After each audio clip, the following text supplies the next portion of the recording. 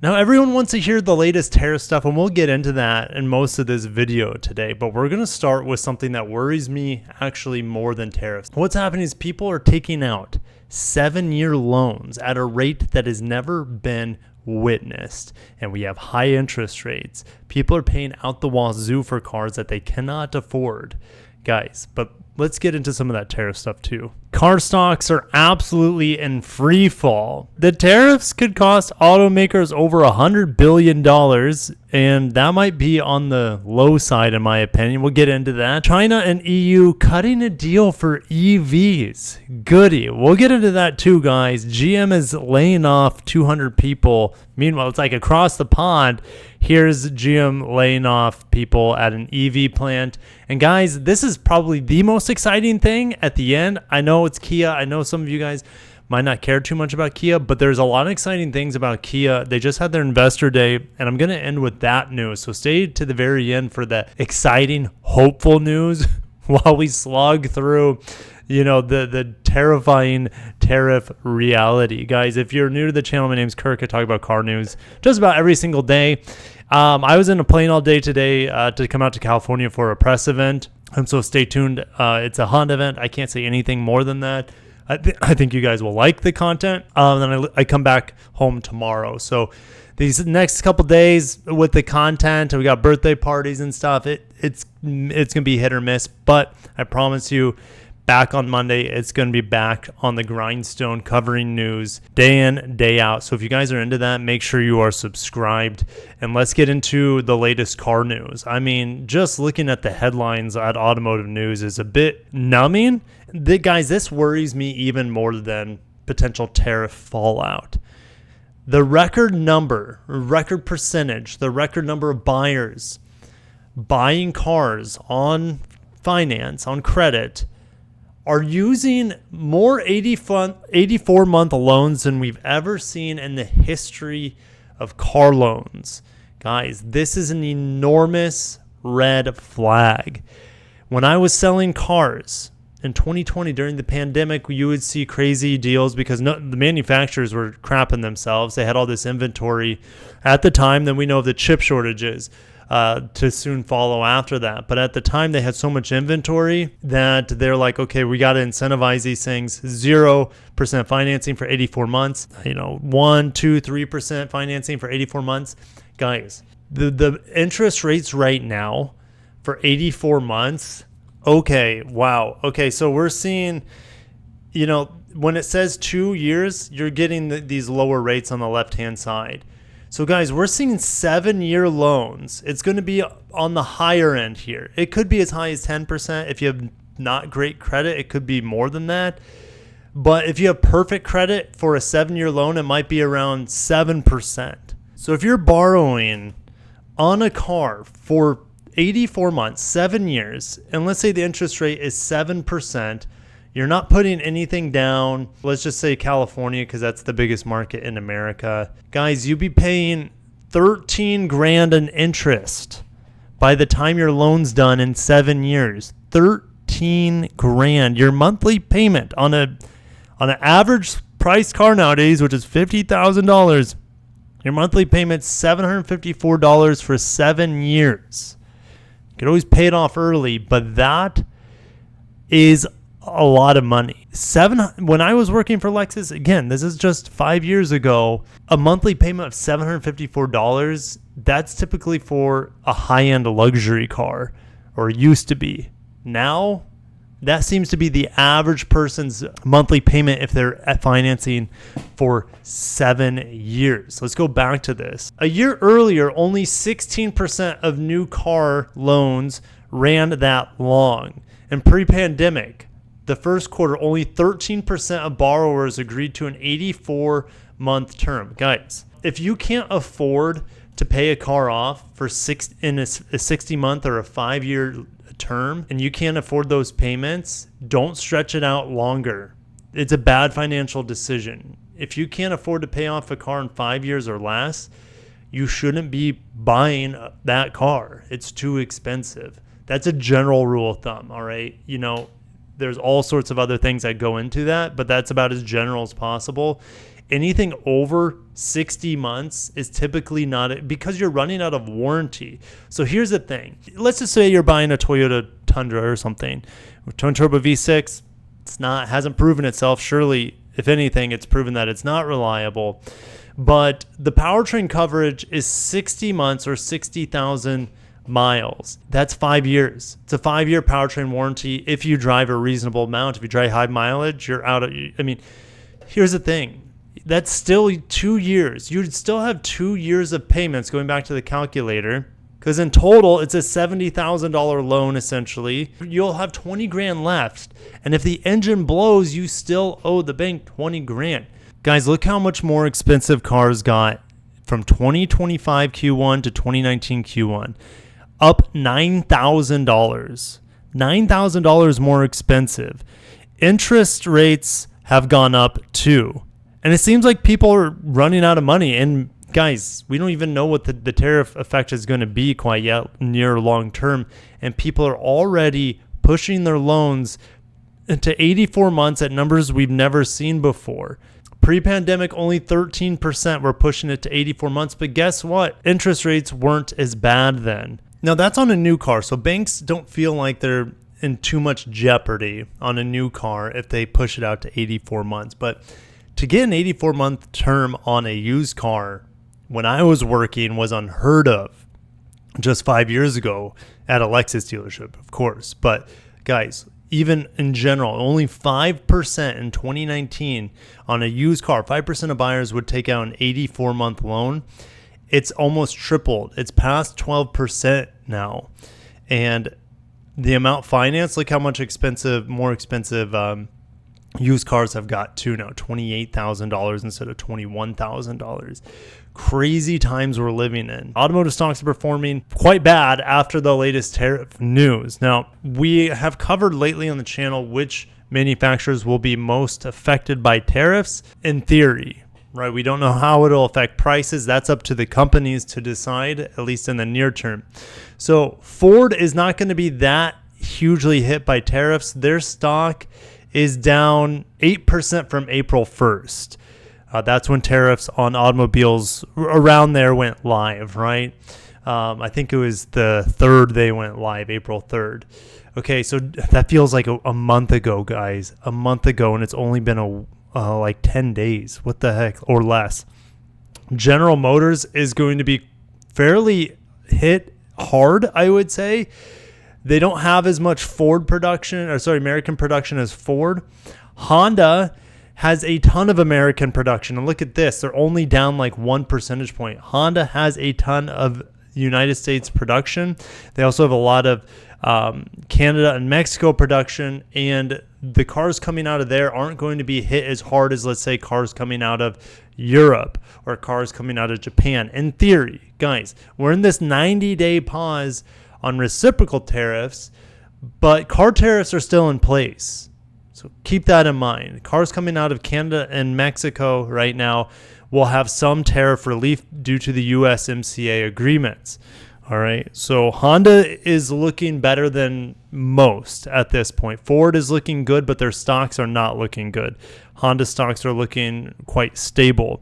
Now, if you look from yesterday's close, yes, I'm looking a little bit more big picture, 10 days ago instead of yesterday's close, all right? And we know the stocks are always going up and down.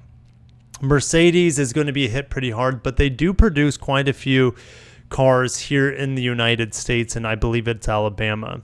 So we'll see. I just saw something as BMW is not on this list. BMW, I just saw that they want to increase production 80,000 units here in the United States in the near term. That's great news for them anyways, and for BMW buyers. So Stellantis, well, minus 20%. They still don't have a CEO. Their chairman is kind of running the company, but guys, Stellantis is a stewing pile right now. I just drove the Charger EV Daytona. I like it better than a lot of people in the comment section did, but I'd rather have a V8 in it. So Tesla, down 6%. Tesla is going to be hit at the least from the tariffs, but they're getting hit with all sort of other things right now with, people destroying their cars and people hating Elon Musk. All that stuff's going on. They have the thing is, Tesla has other issues other than Elon Musk and cars getting destroyed and dealers getting destroyed.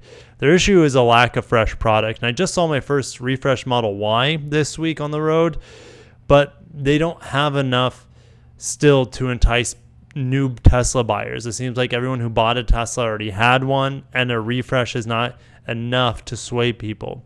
Maybe if like that's all you want is a Tesla, but I feel like those days are gone where I feel like the Tesla fanboys is a dying crowd, but I could be wrong. All right, Volkswagen Group. I mean, Toyota fanboys are a dying crowd too, because I keep hearing crazy reliability stories with brand new Toyotas. It's wild. Anyways, Volkswagen down 4%. Volkswagen might be okay. They're still going to be hit with the tariffs because a lot of their cars are made down in Mexico. But I think they're going to be okay. I think Volkswagen's going to be all right. All right. Now, they talk about stocks of publicly traded dealers. I'm not going to go into that. Here's some used car setups. CarMax and Carvana getting hit, especially CarMax getting hit quite hard right now.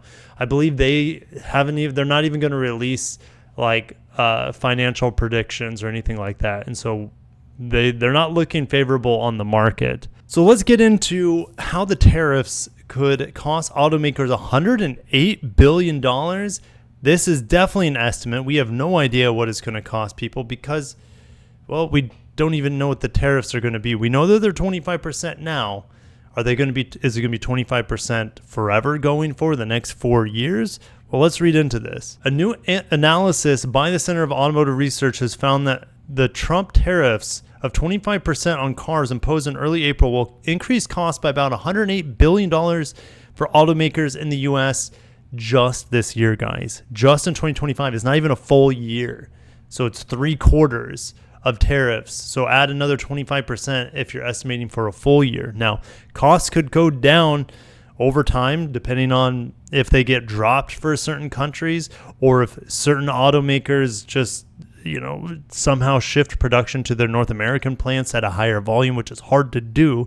They could do it though, but not to the volume that they need to make up for obviously the huge loss here. Ford, General Motors, Stellantis, all the American big three will see increased costs of $42 billion. The Detroit three could see tariffs nearly $5,000 for the parts they import on average for each car produced in the United States, and about $8,600 on average for each car they import.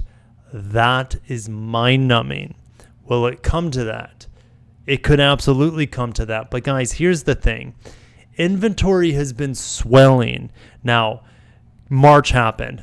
People panic buyed. The dealers were what dealers do best. Fear tactic selling. And so we saw record numbers of cars being sold in the month of March for most manufacturers. It was nuts. Absolutely bonkers. Now, we have actually a big drop in day supply.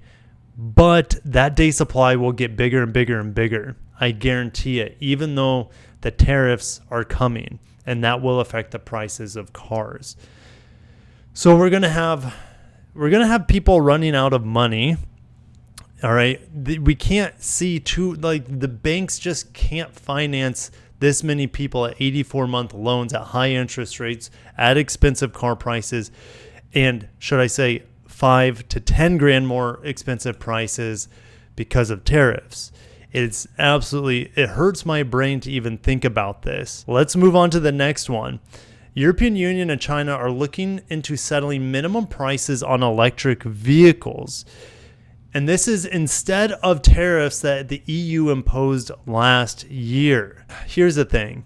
China's going to win here. China's going to beat the EU. They already are in a lot of ways. They're going to produce electric cars at such low prices. I know they're talking about setting minimum prices, but it's like, I know they're trying to protect their own auto industry, but they're not going to be able to make EVs quite as good or as technological as the Chinese. I don't think. They still can't in a lot of ways. There are exceptions to some of the European EVs, but for the most part, the Chinese EVs are just 2 steps ahead of everyone. And I can only see this, guys, I can only see this as leading to cars getting more expensive for Europe, setting minimum car prices on the Chinese imports. I don't know. It's messy all over the world right now. General Motors to lay off 200 workers at an all-EV plant as it adjusts production. Well, what are they making there? This is the Factory Zero plant in Detroit. Silverado EV, Sierra EV, Hummer EV, and all-electric Escalade IQ. I'm interested in driving the Escalade IQ. I'm a big fan of Escalades. If you guys watched my review on the Hummer EV earlier this year, it's the worst car I've driven this year, at least for me. For my taste, I absolutely despised it. All right. So, they're not making very desirable EVs, in my opinion, out of that factory. They have about 4,500 employees, according to the website. Well, 200 are now gone, sadly. But that's what General Motors doubled down. They doubled down on EVs, and they just sold a plant off recently. One of their battery plants they sold off recently. And I think it was Toyota that is buying that battery production. All right. Kia, CEO Investor Day. They talked a lot about EVs, which I know EVs aren't for everyone, but I got to talk about it. They want an EV pickup model for North America building on the Tasman pickup success. Now, all it says is that new EV pickup for North America planned, long-term sales target of 90,000 annual units. That can't be just for the United States, is it? Or, obviously Mexico, Canada as well. 90,000 units is a ton of units for a mid-size pickup truck. I'm assuming it's a mid-size similar to the Tasman. That is extremely aggressive and lofty. Kia and Hyundai, they have fantastic EVs. They have some of my favorite EVs out there. And it can transfer to a pickup, I'm sure. I'm sure they can do it. But 90,000, long term, I don't know, guys. I'm struggling with that one. In comparison, I know the Santa Cruz is not an EV pickup truck, but it's a Korean pickup truck, and they only sold 32. They went down last year. They sold less. I feel like around 40,000 units is where that EV pickup truck would be, but they want to sell more than double what the Santa Cruz is currently selling. Now, the Santa Cruz would be selling better if it had the 2.5-liter hybrid in there, but it doesn't, and I don't need to beat a dead horse. But I want to go to this article because I couldn't find it. I could not find it in the press briefing article, but over at Motor One, Kia is developing a more powerful gas engine. We have a new 2.5-liter turbo 4-cylinder to be used as a generator. Now, it's not going to be just a generator. They'll use it in non-electrified cars too, I'm sure. But they'll use it as a generator as well for range extender EVs. This is actually the official image. We have a new 2.5 turbo, and it'll improve thermal efficiency by 5% compared to the current engine. So Kia is touting a 12% boost in power. So this is going to push it past 300 horsepower. The existing one makes 281 in the Sorento, 290 in the K5 GT. Or should I say the GT line? There's no K5 GT, GT line specifically. Torque is likely to grow beyond 311 pound-feet available in the SUV and the sedan. For hybrids, Kia claims better acceleration and smoother transition from electric motor to gas engine. Additionally, the electrified models will deliver a 4% improvement in efficiency thanks to a new hybrid setup featuring a coaxial serial connection between the electric motor and combustion engine. Well, that's great. So their highway efficiency should get noticeably better with that sort of setup. It sounds quite similar to maybe Toyota's, at least maybe for highway usage. Coaxial serial connection. That I'd have to see it in action to understand really what's going on there. And so while I'm thinking about that electric pickup truck, they could use this 2.5 liter in there as an e-rev. That would make sense to me as well. But that's all I have for you guys today. Like I said, make sure you are locked into the channel, subscribed for all the news updates that are coming down the hatch. I appreciate you guys. Have a great day. pinch your pennies. I guess we really don't know what's going to happen. I think we're going to be all right. I think everything's going to be okay. So I like talking about these big, heavy topics going on the internet, but it's fascinating for me. I don't really shed any worries or fears over it, and nor should you, hopefully, unless you're one of those GM employees or losing their jobs, right? Then yes, it's worrisome. But the vast majority of us watching this, it's going to be okay. You're going to be all right. You're going to make it out all right. So thank you guys for watching. Catch you in the next one. Peace.